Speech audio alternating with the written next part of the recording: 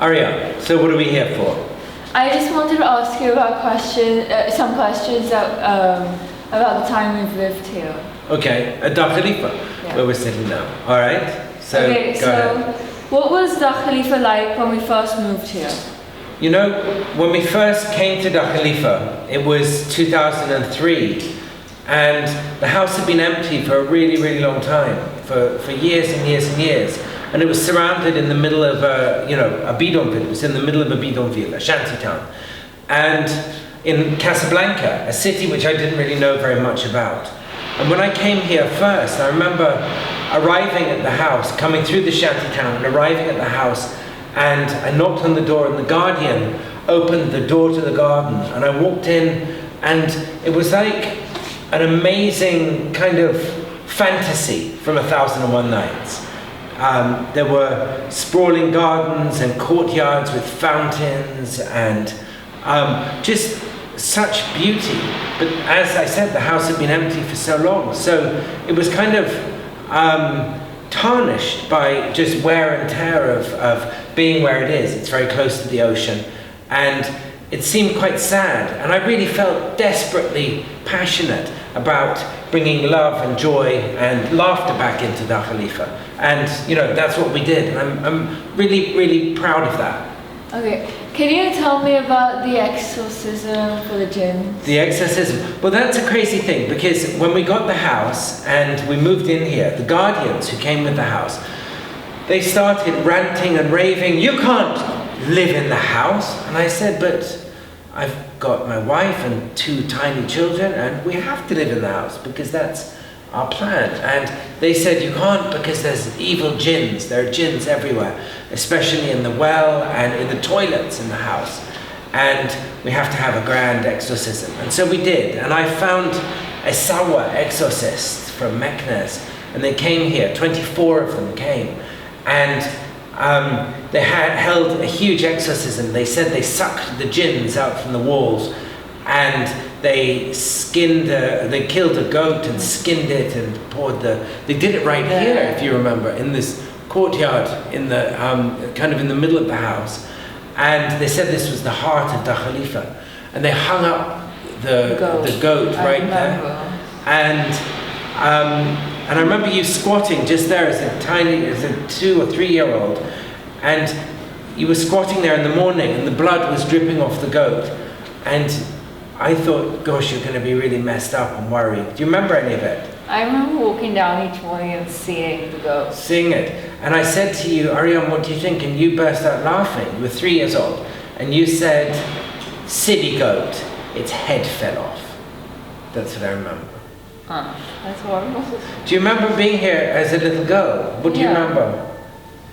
That and a couple other things.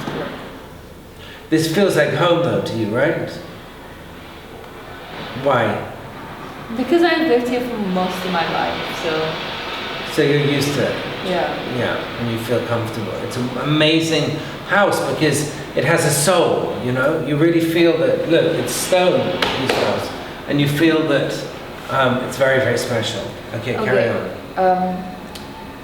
So, what was the bidonville like when we first moved here?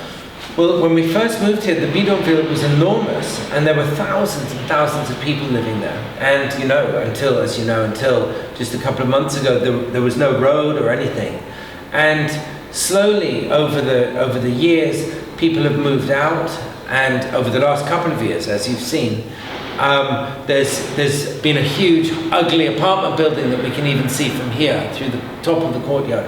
It's mushroomed up, and the people in the bidonville have been shoehorned out, and it's a very sad thing. As you know, I'm very sad about it, because to me, the bidonville was, in many ways, a perfect community. There was no crime there. People all looked out for each other, and they were all really kind. You remember, we've always known everyone in the bidonville.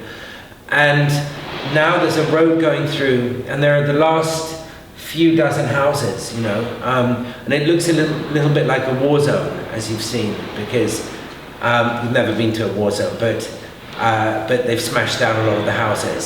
So there's been a lot of change, and in many ways bad change in the bidonville, because the bidonville was a lot more interesting to me and to all of us, I think, than these ugly white apartment buildings that are surrounding us now. So what have you learned about Morocco over time, like living here?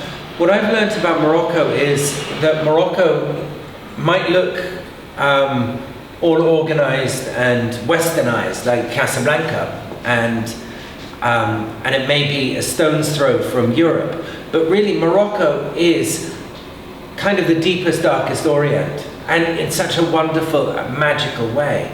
And it's something that I've always told you guys. Always remember that Morocco is the land of 1,001 nights. And what I mean is, it takes a long, long time. What I've learned is it takes years and years to begin to understand Morocco. And that's the great joy of this country. It's like a ball of string, you know, it pays itself out a few inches at a time. And you have to really believe in it. And slowly but surely, you get accepted by Morocco. And again, I feel really proud and honored to have such great Moroccan friends, and to have been welcomed in Morocco like we've been. Yeah. Okay, so the last question. How do you feel that now the bidonville is moving? Like I said, I think I answered that. I'm sad the bidonville is moving, and I'm particularly sad because our maid and our guardian, they're living there, and I'm worried that they have this terrible uncertainty, because they're going to be moved to the end of the world, to the far extremities of Casablanca by the apartment building company who's going to give them something, some land or some money or something. But it's a time of kind of a worrying time for them. And because of that, it's a worrying time for us. Anyway, thank you, sweetie. Thank you.